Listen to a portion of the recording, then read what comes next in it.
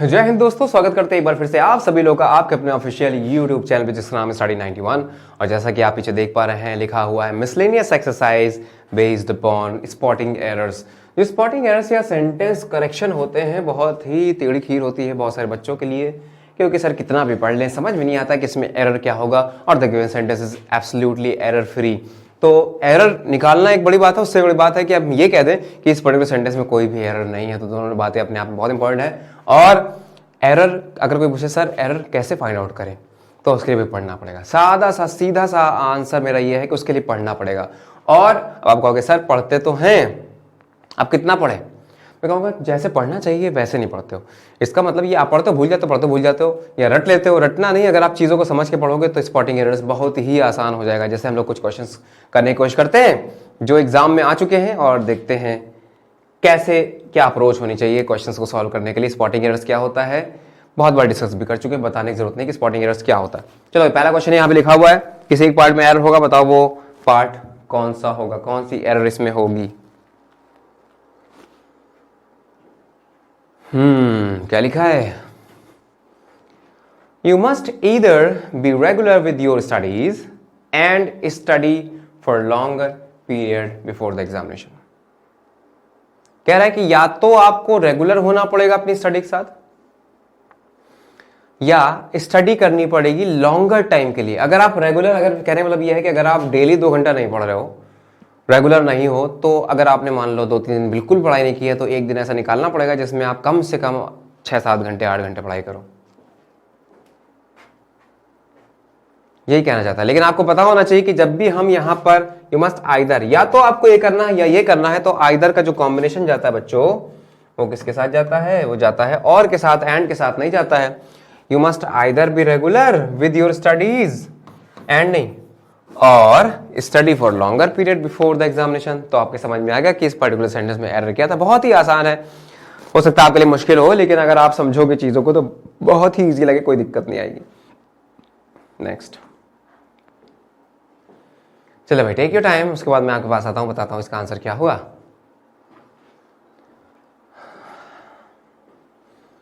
The new taxation rates announced by the government are bound to affect the export sector. Take your 15 seconds, then I will be coming back to you.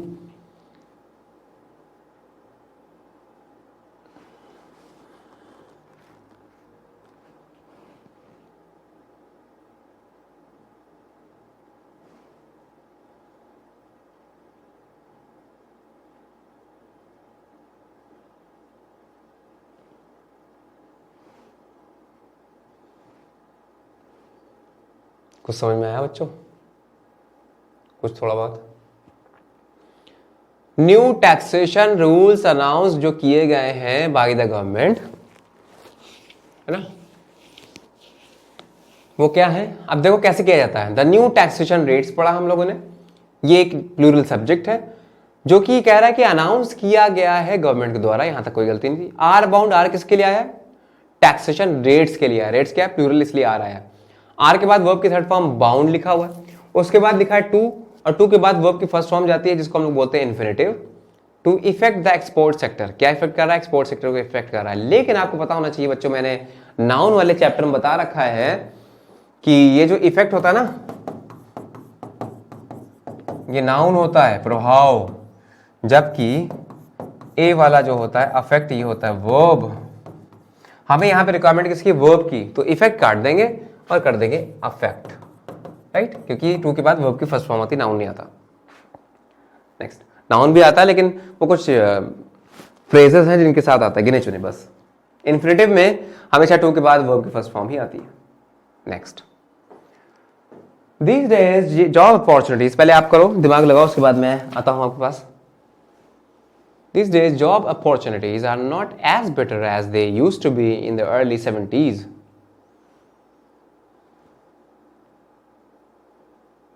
मतलब समझ में आ रहा होगा कि इन दिनों, these days मतलब इन दिनों जॉब अपॉर्चुनिटीज जो हैं, आर लगा हुआ है, वो उतनी बेटर नहीं है, are not as better as they used to be in the, जैसे वो हुआ करती थी अर्ली 70s में।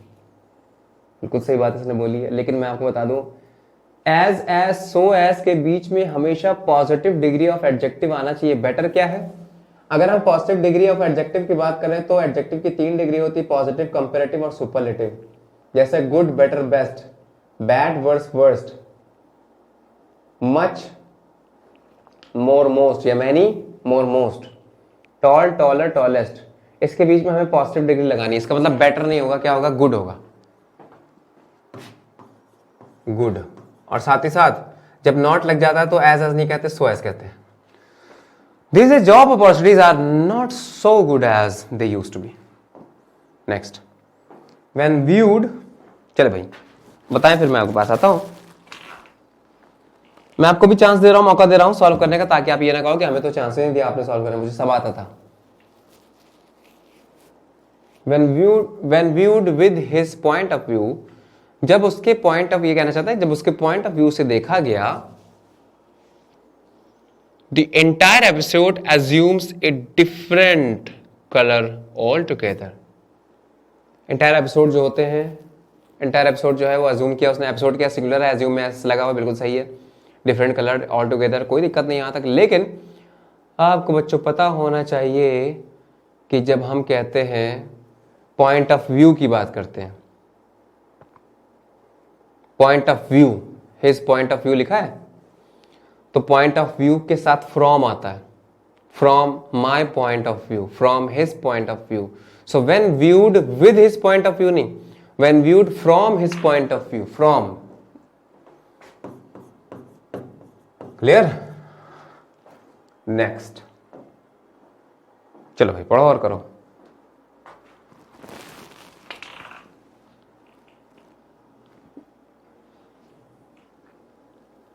On many occasions, we did help the poor people by way of giving them food to eat and clothes to put on. कह रहे कि कई ओकेजन्स पे हमने गरीब लोगों की हेल्प की है। किस चीज के द्वारा? बाय वे ऑफ, किस चीज के द्वारा? वे यहां तरीका है, by way of giving them food, उनको फूड देकर, खाने के लिए, टू ईट, एंड क्लॉथ, पहनने के लिए, क्लॉथ टू पुट ऑन, पहनने, पुट ऑन का मतलब क्या? पहनना, धारण करना। तो गलती मुझे लगता है समझ में आएगी होगी सबके, वो ये है कि देखो डिड भी लगा हुआ है, हेल्प्ड भी लगा हुआ है, तो या तो अगर जोर देके कोई बात कहनी हो तो ऐसे कहो वी डिड हेल्प, और अगर जोर देके बात एम्फेसाइज करके बात नहीं करनी है तो कैसे कहोगे? वी हेल्प्ड, डिड हटा देंगे, वी हेल्प्ड। क्लियर? कोई दिक्कत नहीं। Next, unless it is acceptable, नहीं एक्सेप्टेड, एक्सेप्टेबल नहीं लिखा है, accepted to both the parties and arbitrator would be of no use to settle this dispute. Arbitrator क्या होता है? माध्यम, बीच का कोई।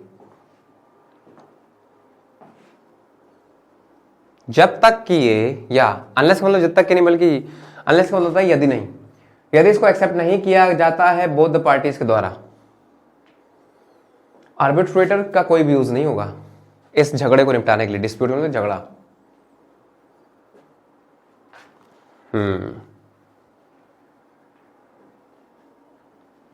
करो भाई करो, जैसे स्वामी रामदेव जी कहते हैं, करने से होगा भाई, करने से होगा, प्राणायाम करिए, व्यायाम करिए। तो वैसे भी क्वेश्चंस करने से होगा भाई।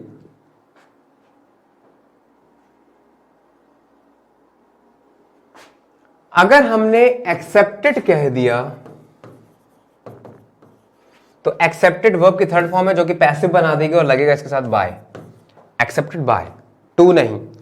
अगर हमें इसको पैसिव में ना रखे, इसको कहना है एक्सेप्टेबल, तो ही टू लगेगा। या तो इसको एक्सेप्टेबल में चेंज कर दो तब सही है टू के साथ, लेकिन अगर इसको सही करना तो यहां बाय लगा दो, accepted by. Next is seventh, करने से होगा भाई। Although the manager was keen on getting the work done through Sudhir yesterday, he tries to avoid it. क्या कहना चाह रहा है?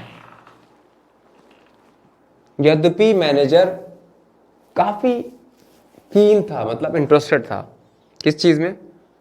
On getting the work done, work done यानी काम करवाने में, किससे? सुधीर से, थ्रू सुधीर, यस्टरडे। फिर भी he tries to avoid it, उसने अवॉइड करने की सोची। अच्छा, इसमें मुझे 2 एरर लग रही हैं, आपको क्या लगता है? हो सकता है कुछ मिसप्रिंट हो गया हो, लेकिन मुझे 2 एरर समझ में आ रही। पहला ये कि वर्क डन थ्रू नहीं, थ्रू का मतलब होके गुजरना, सुधीर में से होके थोड़ी गुजरेगा, काम किया जाएगा उसके द्वारा। तो by Sudhir, done by Sudhir yesterday. और जब कल की बात कर रहा है तो ही ट्राइज नहीं होगा, ही ट्राइड। ये देखो 2 एरर इसमें नजर आ रहे हैं, he tried to avoid it. Clear? तो मैं आपको किताबी ज्ञान नहीं दे रहा हूं, भले इसमें एक आंसर लिखा हो, लेकिन मैं आपको सारी चीजें बता रहा हूं ताकि आपकी इससे गलती ना हो। इसमें 2 एरर है। नेक्स्ट, द वेरियस कॉन्सिक्वेंसेस, बताएं भाई। The various consequences of the decision taken by the finance ministry was not foreseen by the bureaucrats. Consequences का मतलब क्या? आउटपुट, परिणाम, जो अलग अलग परिणाम आए हैं ऑफ किसके डिसीजन जो कि लिया गया फाइनेंस मिनिस्ट्री द्वारा, was not foreseen, वो पहले नहीं देखा गया। foreseen मतलब जिसका अनुमान किसे नहीं लगाया गया था। अब अगेन आपको देखना पड़ेगा यहां पे जो वॉज वर्ब आई किसके लिए आई है। वॉज नॉट फोर्सिंग, क्या नहीं देखा गया? मिनिस्ट्री नहीं, the various consequences of the decision taken by the finance minister was, यानी कि यहां पे वॉज आया है कॉन्सिक्वेंसेज, परिणाम के लिए। कॉन्सिक्वेंसेज यहां पर क्या है? प्लूरल है, तो प्लूरल के साथ वर्ब भी प्लूरल हो जाएगी बच्चों, इसलिए यहां पर वॉज की जगह वर हो जाएगा। क्लियर है? क्योंकि किसको सेटिस्फाई कर रहा है? सब्जेक्ट वर्ब एग्रीमेंट, कॉनकॉर्ड जिसको बोलते हैं हम लोग, कॉन्सिक्वेंसेज के लिए यहां पे वर्ब आ रही। नेक्स्ट, टेक योर टाइम, आप सॉल्व करें 15 सेकंड के अंदर, उसके बाद मैं आता हूं आपके पास। I never considered him to be a person who would go back on his promise and then do not even apologise.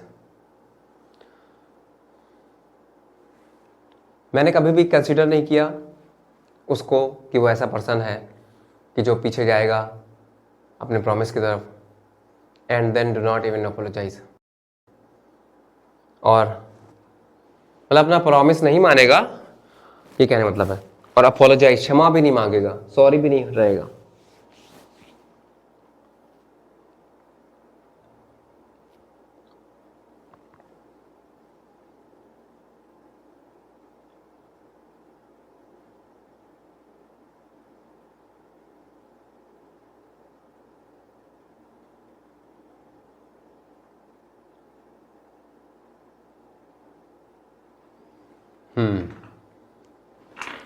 देखिए यहां पर बात हो रही है पास्ट की। Never considered him to be person who would, देखो वुड मतलब विल का past form. Go back on his promise and then do कैसे आ गया? प्रेजेंट कैसे आ गया? Did not even apologise. Clear? Next is having finished as school Raghu thought of going to Bombay in search of some job. In search of नहीं लिखा है, देखो यही गलती होगी ना, मैंने आपको बता दिया पढ़ने में, क्योंकि वही आता है जो सही होता है। हैविंग फिनिश्ड एज स्कूल मतलब अपना कंप्लीट करने के बाद, स्कूल कंप्लीट करने के बाद रघु ने सोचा बॉम्बे जाने का, इन सर्च किसी जॉब की तलाश में, इन सर्च सम जॉब नहीं, in search of some job. अब सही हो जाएगा। नेक्स्ट, चलिए भाई ये तो आसान है, बता ले इसको।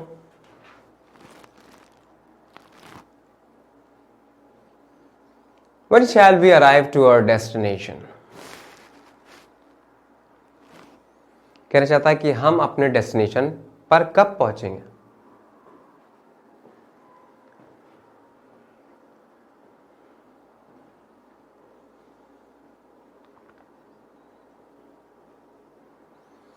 तो बच्चों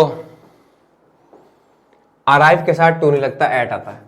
arrive, when shall we arrive at our destination? Fixed preposition case arrive के साथ एट लगता है। Now the next is, come on आप लोग आंसर देने की कोशिश करो, फिर मैं आपके पास आता हूं कि ये देखने कितने लोगों ने सही आंसर किया है इसका। Based on the newspaper reports, we can conclude that many accidents caused by reckless driving. कह रहा है कि बेस्ड ऑन न्यूज़पेपर रिपोर्ट्स पर बेस्ड हम कंक्लूड कर सकते हैं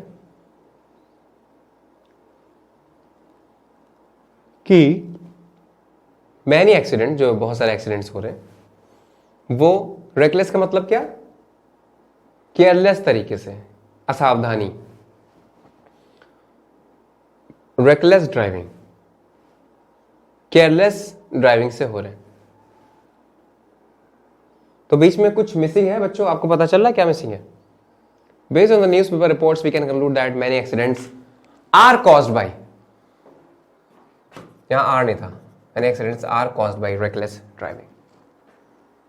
नेक्स्ट बता सकते हो?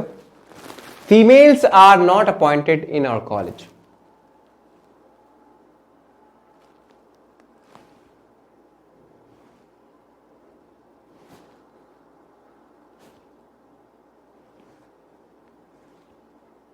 फीमेल जो है हमारे कॉलेज में अपॉइंट नहीं की जाती। पैसिव बना हुआ है, फीमेल्स आर लगा हुआ है इसके साथ, नॉट अपॉइंट नहीं की जाती है अपने कॉलेज में। कोई दिक्कत वाली बात नहीं है, there is no error in this particular sentence, कोई भी एरर इसमें नहीं होगा। तो चले आएंगे, इसको कर देते हैं no error. Next is 14th की बात करते हैं। चलो भाई देखो क्या है। The officer is angry on the clerk.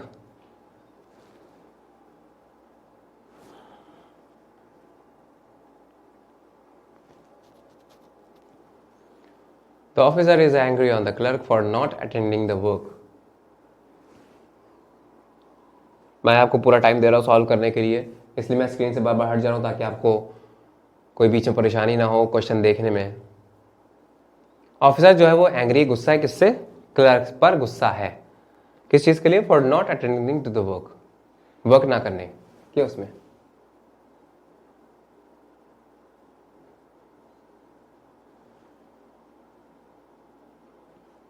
तो मुझे लगता है कि इसका आंसर आप सभी को पता चल गया होगा क्या आना होना चाहिए।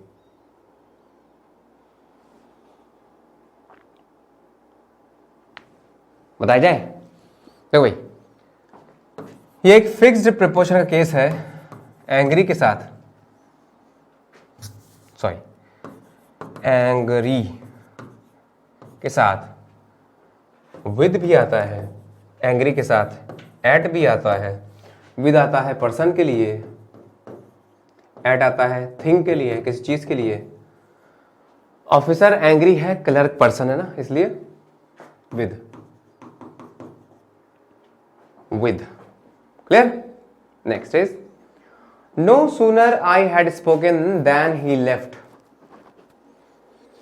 तो भाई ये तो आपको पता होगा कि नो सूनर या हार्डली स्कैर्सली से जब भी सेंटेंस की शुरुआत होती है तो लगता है रूल ऑफ इन्वर्जन, और रूल ऑफ इन्वर्जन ये कहता है एडवर्ब में मैंने पढ़ाया था। अगर आपको नहीं पता कि रूल ऑफ इन्वर्जन क्या होता है तो एडवर्ब वाली एक्सरसाइज जरूर जाके देखिए, जिसमें मैंने बताया था कि रूल ऑफ इन्वर्जन ये कहता है कि अगर कोई नेगेटिव एडवर्ब या कोई एडवर्ब जो कि आमतौर पर जिसकी पोजीशन सेंटेंस में बाद में होती है, यानी कि सब्जेक्ट के बाद होती है, अगर उनसे शुरुआत हो जाए, पहले आ जाए, तो रूल ऑफ इन्वर्जन अप्लाई हो जाता है, जो कि कहता है कि सब्जेक्ट से पहले वर्ब लगा दो। यही वजह है कि नो सूनर आई हैड नहीं, no sooner had I, had यहां लगेगा, नो सूनर हैड आई, यहां से हैड हट जाएगा। No sooner had I spoken then बिल्कुल सही, क्योंकि नो सूनर के साथ देन लगता है, then he left. Clear? 16th computer education in universities and colleges leaves must be decided. कह रहा है कंप्यूटर एजुकेशन जो है यूनिवर्सिटीज में और कॉलेजेस में लीव्स मस्ट बी डिजाइड, मतलब जितना प्रोवाइड कर रहा है उससे हमें और बेहतर चाहिए, और ज्यादा चाहिए। ये सेंस समझ में आ रहा है? Leave something must to be नहीं, मोर टू बी डिजायर्ड, और चाहिए इससे। जो मस्ट लगाने का मतलब ये नहीं है, ये हम कहना चाहते हैं कि काफी ज्यादा चाहिए, हमें ये कहना है कि जितना दे रहा है उससे ज्यादा, वो सेंस आ रहा है, इसलिए more to be desired. Next 17th you will be prosecuted. Prosecuted का मतलब होता है पनिश करना, to punish, punish. You will be punished, you will be punished for bringing seeds, बीज लाने के लिए, फॉर ब्रिंगिंग। पैसिव में बना हुआ थर्ड फॉर्म लगी, you will be prosecuted for bringing seeds into Australia. Australia में लाने के लिए इनटू हम लोग तब लगाते हैं जब आप देखें कि बहुत ज़्यादा डिले नहीं होता है।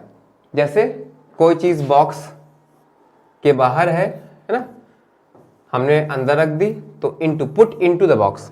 जल्दी से काम थोड़ी होता है कि हाँ एक दिन लग गया यहां से यहां तक बॉल लाने में, क्योंकि बात हो रही है ऑस्ट्रेलिया लाने की। तो उसमें ये तो नहीं होगा कि हाँ अचानक से कोई काम इधर से इधर आ गया, नहीं, स्लो मूवमेंट हुआ होगा, इसलिए इनटू नहीं, in Australia.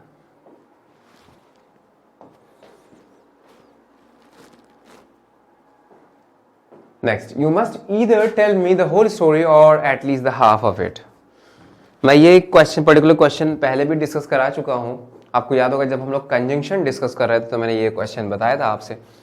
So this is basically based upon the position of either or, neither nor and not only but also. Position की, इसकी पोजीशन क्या होगी।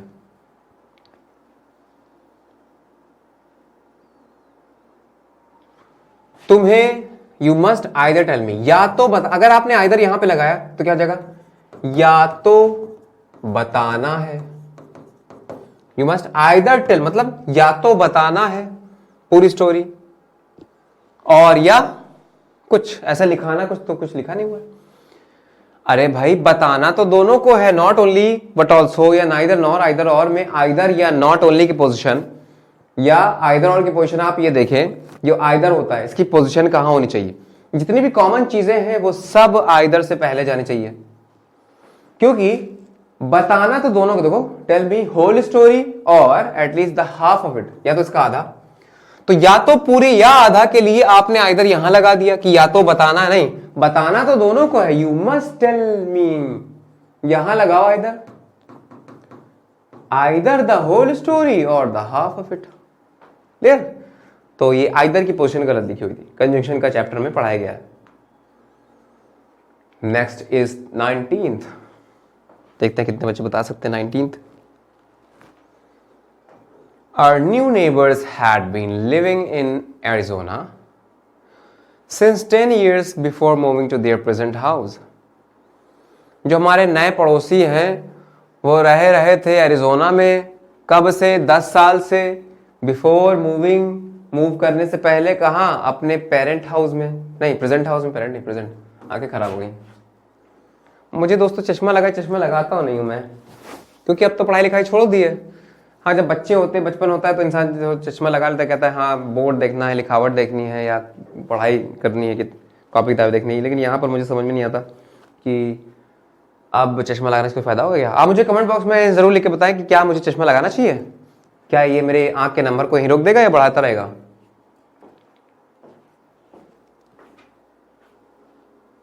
अर्निव, क्योंकि मुझे लगता है जो चश्मा लगाते हैं उसको लोग चढ़ाते हैं चश्मिश करके, तो मैं पढ़ाकू नहीं नजर आना चाहता हूं कि लोग मुझे पढ़ाकू कहें। हालांकि लोगों की गलत फहमी होती है, ऐसा नहीं चश्मा लगाए तो वो पढ़ाकू ही हो गया। Our new neighbors had been living in Arizona since, नहीं आएगा, 10 years क्या है, पीरियड ऑफ टाइम है, 10 years for 10 years। क्लियर।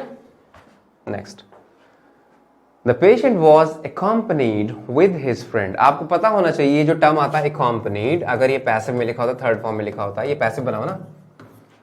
अगर ये सिर्फ इतना होता कि the patient accompanied his friend, तो विद या कुछ भी प्रपोजन लगाने की जरूरत नहीं पड़ती, क्योंकि पैसिव बना हुआ है तो पैसिव में इसके साथ बाय आता है।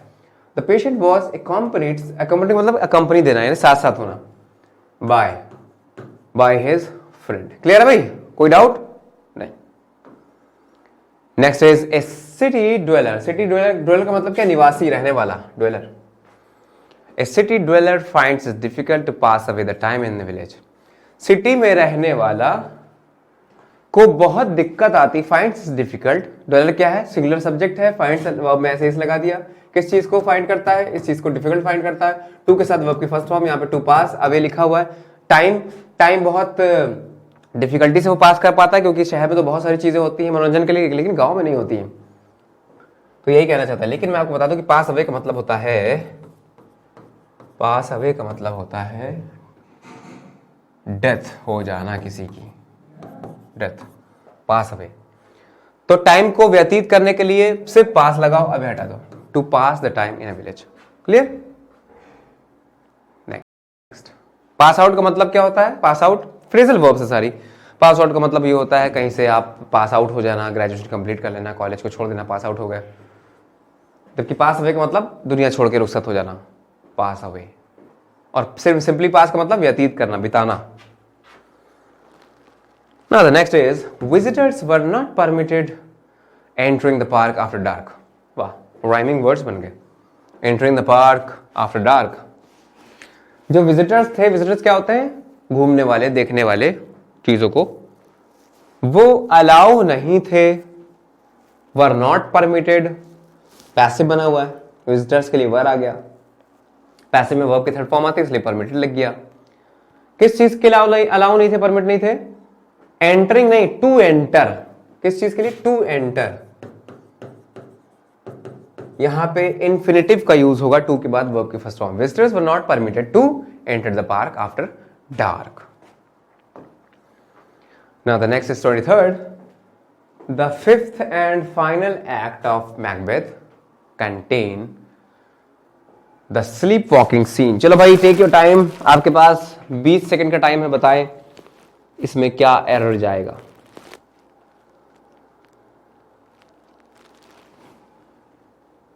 बहुत आसान है।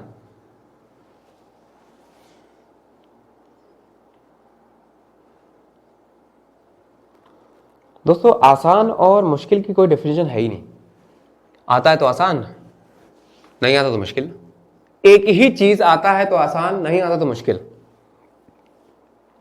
इसका मतलब यह हुआ कि दुनिया में कुछ भी आसान और मुश्किल नहीं है। ये हम और आप हैं जो किसी भी एक चीज को मुश्किल या आसान बनाते हैं। फिफ्थ और फाइनल जो एक्ट है मैकबेथ का, कोई खेल सभा होगी, प्रतियोगिता होगी, उसमें क्या है? वो कंटेन करता है, उसमें क्या क्या चीज है? Contain the sleep walking scene. Sleep walking scene उसमें कंटेन करता है। अब यहां पर बहुत ध्यान से ये देखें कि यहां पर बात हो रही है the fifth and the final act. Act is singular subject, singular subject of, इससे कोई मतलब नहीं है। कंटेन क्या क्या चीज कंटेन करता है? ये नहीं, एक्ट कंटेन करता है। एक्ट के लिए वर्ब यूज की गई है। तो अगर सिंगुलर सब्जेक्ट होता है तो वर्ब में ऐसे इस लगाते, कंटेन्स हो जाएगा बच्चे, right? Contains. One of the terrorists of the Kashmir Valley are shot dead.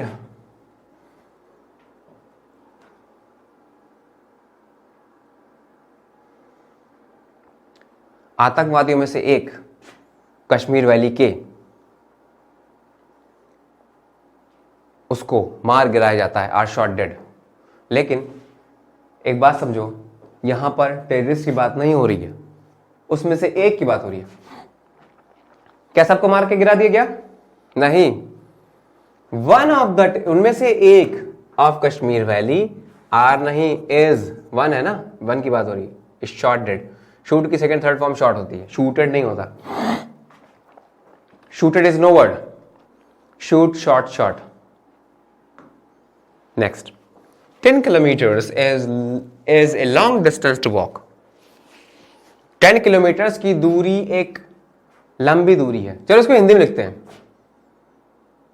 10 kilometres, short form लिख दिया, की दूरी, या ऐसे लिख लो, 10 किलोमीटर्स एक लंबी दूरी है। टू वॉक मतलब चलने के लिए, कहीं भी लगा लो। 10 किलोमीटर चलने के लिए एक लंबी दूरी है। लास्ट में क्या आया? वर्ब क्या है ना कि हैं। बिंदी तो लगे नहीं। एक लंबी दूरी है यानी 10 किलोमीटर्स, इससे कोई मतलब नहीं। ये सब्जेक्ट हमारा नहीं है, बल्कि सब्जेक्ट क्या है? दूरी। तभी तो यहां पे वर्ब लास्ट में क्या है? दूरी है। 10 किलोमीटर्स मिलाकर एक दूरी बन रहा है। तो 10 किलोमीटर्स एक लंबी दूरी है। दूरी यहां का सब्जेक्ट हो गया, इसके अनुसार यहां पे इज आ गया, है आ गया है। तो यहां पर 10 kilometres is a long distance. अब यहां पे डिस्टेंस के लिए इज आया, आर अगर होता तो गलत होता, इज है तो सही है। There is no error in this particular sentence, कोई भी एरर नहीं है इसमें। तो जरूरी नहीं कि एरर हो ही। कई बच्चे जरूर मतलब जरूरत से ज़्यादा स्मार्ट हो जाते हैं, कहते हैं हर एक एरर में, हर एक सेंटेंस में एरर निकालेंगे हम, तो हमने ज़्यादा पढ़ लिया। 26 I saw him a couple of times since May. ये मैं टेंसेस वाले चैप्टर में पढ़ा चुका हूं, ऑलरेडी डिस्कस कर चुका हूं कि जब कभी भी टाइम के साथ, पहले आप बताओ फिर मैं डिस्कस करता हूं, पहुंचता हूं अपने क्वेश्चन के ऊपर। लेकिन पहले आपको अपना दिमाग ब्रेनस्टॉर्मिंग करनी पड़ेगी, दिमाग लगाना पड़ेगा, तभी आप सीख पाओगे। मैंने उसको एक कपल ऑफ टाइम का मतलब क्या हुआ, 2 बार, कपल का मतलब 2, एक कपल ऑफ टाइम्स सिंस मे से मैंने उसको 2 बार देखा है। सेंस में तो यहां तक तो बिल्कुल सही है, लेकिन जब कभी टाइम के सेंस में सेंस या फॉर आ जाता है तो यहां पे पास्ट इंडेफिनिट नहीं हो सकता। इतना याद रखें कि कहीं भी अगर सेंस या फॉर आया है टाइम के साथ, सेंस या फॉर आया टाइम के साथ, तो या तो परफेक्ट टेंस होगा, किसी का भी हो, प्रेजेंट का, पास्ट का, फ्यूचर का, या तो परफेक्ट हो या परफेक्ट कॉन्टिन्यूस होगा। इंडेफिनिट नहीं हो सकता, कॉन्टिन्यूस नहीं हो सकता। ये क्या है, पास्ट इंडेफिनिट। आई सॉ हिम, तो क्या कर देंगे, पास्ट परफेक्ट में चेंज कर दो, आई हैड सीन हिम। तो आपके मन में ये शंका जरूर होगी कि सर ये भी तो कह सकते हैं कि I had been seeing him. Seeing तो क्या करते हैं, सीइंग को अक्सर अवॉइड करते हैं, वॉचिंग सही माना जाता है, सीइंग को अक्सर अवॉइड करते हैं, इसलिए इसको हमने पास्ट परफेक्ट बना दिया, आई हैड सीन।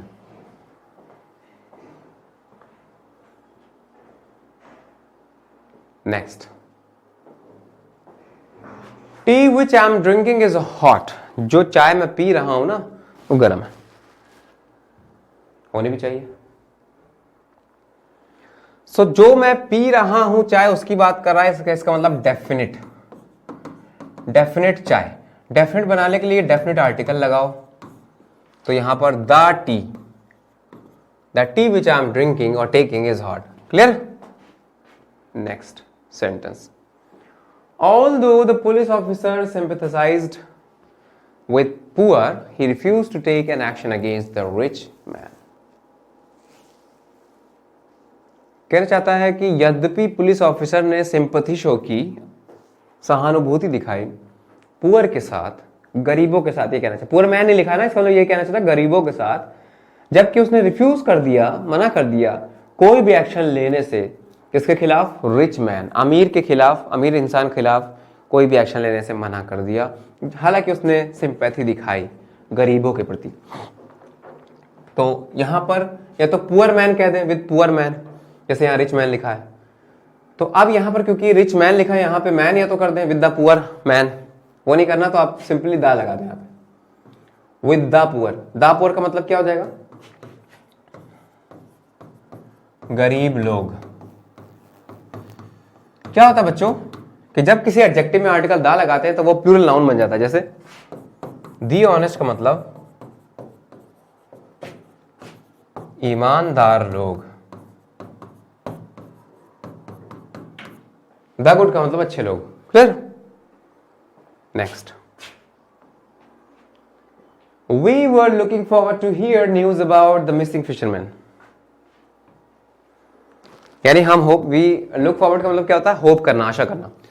हम आशा कर रहे थे सुनने के लिए न्यूज अबाउट मिसिंग, जो खो गया है ऐसा फिशरमैन। मिसिंग फिशरमैन लिखा है ना, जो मतलब जो मछली पकड़ने वाले लोग हैं वो कई हैं ना, फिशरमैन लिखा हुआ, तो उनके खो जाने की न्यूज जो है वो हम सुनना चाह रहे थे, होप कर रहे थे, वी आर लुकिंग फॉरवर्ड। चलो दिमाग लगाओ, उसके बाद मैं आपको बताता हूँ आंसर इसका क्या हुआ।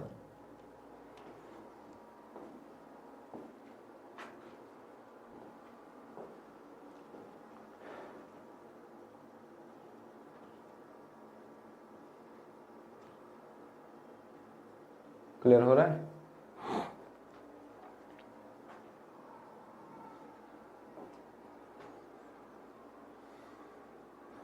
क्या होता बच्चों, look forward, non finite verbs जाके पढ़ना। नॉन फाइनाइट वर्ब्स जो मेरा चैप्टर है मैं पढ़ा चुका हूं, उसमें जरूर वो लेक्चर जाके जरूर देखना। मैंने उसमें बताया था look forward to with a view to या एडिक्टेड टू या प्रोन टू,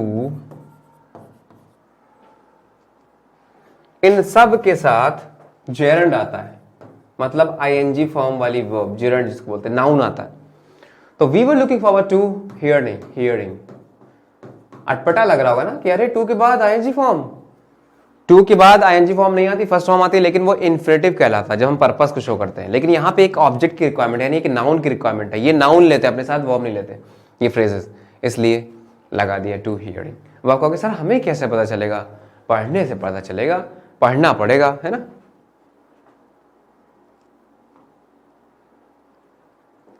थर्टीथ, और ना भी पढ़ना हो तो अगर हम कहें ही इज, ये ऐसा क्यों होता बता देते हैं। देखो कई लोग क्या होता है ना, कहते हैं कि रटो रटो रटो, मैं रटाता नहीं हूं, मैं आपको उसका लॉजिक भी बताऊंगा। He is addicted to smoke नहीं बोलते, he is addicted to smoke नहीं बोलते। टू के बाद वर्ब की फर्स्ट फॉर्म आनी चाहिए थी, यहाँ पे क्यों नहीं आई? स्मोकिंग बोलते हैं। रीजन क्या है? अब मैं बताता हूं इसका reason. He is addicted to something, वह आदि है किसी चीज का, एडिक्टेड टू उसके प्रति, यहां पे टू का मतलब था प्रति, उस चीज के प्रति। और दुनिया की कोई भी चीज या वस्तु नाउन होती है, तो यहां पे वर्ब ना लगा के नाउन लगा दिया। वर्ब से नाउन बनने का तरीका क्या है? आईएनजी लगा दो, जेरंड बन जाता है। क्लियर? हाँ, अब अगला सेंटेंस यहां पे, the actress was shocked by the news of her dogs death. बताओ आंसर। फिर उसके बाद मैं आपके पास आता हूं।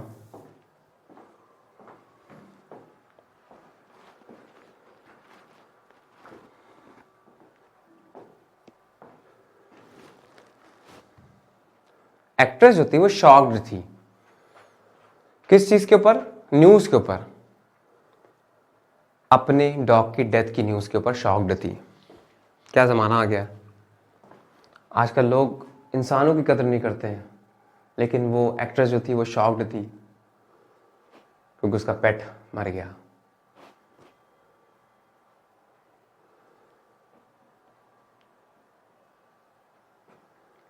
क्या खूब किसी ने कहा है कि कभी कभी जानवर इंसानों से वफादार होते हैं, तो क्यों ना हो भाई, जो डॉग रहा होगा एक्ट्रेस का वो काफ़ी वफादार रहा होगा, इंसानों की तरह नहीं रहा होगा। तो जानवरों की एक अच्छी अपनी खूबी है, इंसानों की अलग खूबियाँ हैं। इंसान बहुत दिमाग लगाते हैं हर एक चीज़ में, अपना ही फ़ायदा ढूंढते हैं, लेकिन जानवर हमेशा अपना फ़ायदा नहीं ढूंढते। लेकिन बात तो यह है कि शॉक्ड के साथ एट लगता, भाई नहीं लगता। The actress was shocked at the news, surprised at, surprised, astonished at. जब कोई चीज आश्चर्यचकित हो जाती कर देती है, उसके साथ हम लोग पैसिव में एट का यूज करते हैं, at. Next is, one of the questions he asked me was, who did you travel with. Questions में से एक जो उसने मुझसे पूछा वो क्या था? कॉमा, इन्वर्टेड कॉमा में लिखा हुआ है, यानी कि डायरेक्ट स्पीच में लिखा हुआ है, who did you travel with. कहना चाहता तुमने किसके साथ ट्रैवल किया, तुमने किसके साथ ट्रैवल किया। जिसने ट्रैवल किया वो तो सब्जेक्ट हो गया, तुमने किसके साथ ट्रैवल किया, तुम हो गया सब्जेक्ट, जिसके साथ ट्रैवल करेगा वो होगा ऑब्जेक्ट, जबकि हु होता है सब्जेक्ट। इसका बना दोगे ऑब्जेक्ट तो क्या बन जाएगा? whom बन जाएगा। तो क्या कहेंगे? whom, whom did you travel with। अच्छा, अगर पूछा जाए तुम किसे चाहते हो, who do you like, who do you like, गलत है, whom do you like, whom do you like। जबकि आपको मुझे बताने में बड़ी दिलचस्पी होगी कि ये अपने इंडिया में हु और हुम अलग अलग तरीके से यूज करते हैं हम लोग। हु अलग जगह पे लगाते हैं, हुम अलग अलग जगह, जैसे जिसकी रिक्वायरमेंट है। अगर सब्जेक्ट की रिक्वायरमेंट तो हु लगाते हैं, ऑब्जेक्ट की रिक्वायरमेंट तो हुम लगाते हैं। लेकिन जो अमेरिकन होते हैं ना, वो हमेशा हु का यूज करते हैं। उनको पता ही नहीं होता है कि हुम जैसी कोई चिड़िया भी होती है, वो कभी नहीं जानते कि हुम कैसे लगाएं। Now the next question is, चले भाई 20 सेकंड आपके पास है, सॉल्व करें। I know a doctor you are referring to. जिस डॉक्टर को आप रेफर कर रहे हैं उसको मैं जानता हूं, बहुत आसान है। और जिस डॉक्टर को आप रेफर कर रहे हैं और जिसे मैं जानता हूं, वो ए तो नहीं होगा, वो दा होगा, डेफिनेट होगा। I know the doctor you are referring to. ठीक, next, the introduction of job oriented courses in the self financing colleges attract many students. क्या होगा भाई? The introduction of job oriented courses in the self financing colleges attract many students. अब बहुत ध्यान समझना, ऐसे questions में अक्सर बच्चे गलती करते हैं. यहां पर बात हो रही है द इंट्रोडक्शन की. इंट्रोडक्शन करना किसका? जॉब ओरिएंटेड कोर्सेज का इंट्रोडक्शन करना. किस चीज में? In the self financing colleges में अट्रैक्ट करता है. ना तो कॉलेज अट्रैक्ट करते हैं ना कोर्सेज अट्रैक्ट करते हैं, बल्कि उनको इंक्लूड करना. इंट्रोडक्शन अट्रैक्ट करता है. ये अट्रैक्ट वर्ड किसके लिए आया? वर्ब किसके लिए आई है? इसका सब्जेक्ट कहां पर है? ये है. फिर से एक बार फ्लो में पढ़ो. The introduction of job oriented courses in the self financing colleges attracts. Introduction subject है जो कि सिंगुलर है, इसलिए attracts many students. Clear? Next, it is better to keep one's head in the face of danger than losing one's courage.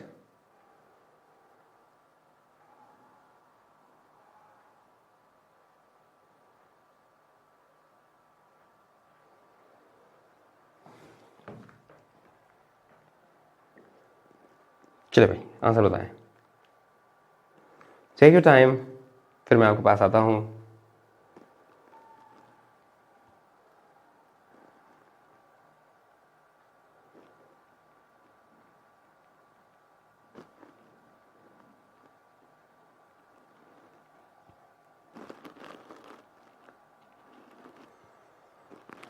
सोचे भाई क्या गलती हो सकती है.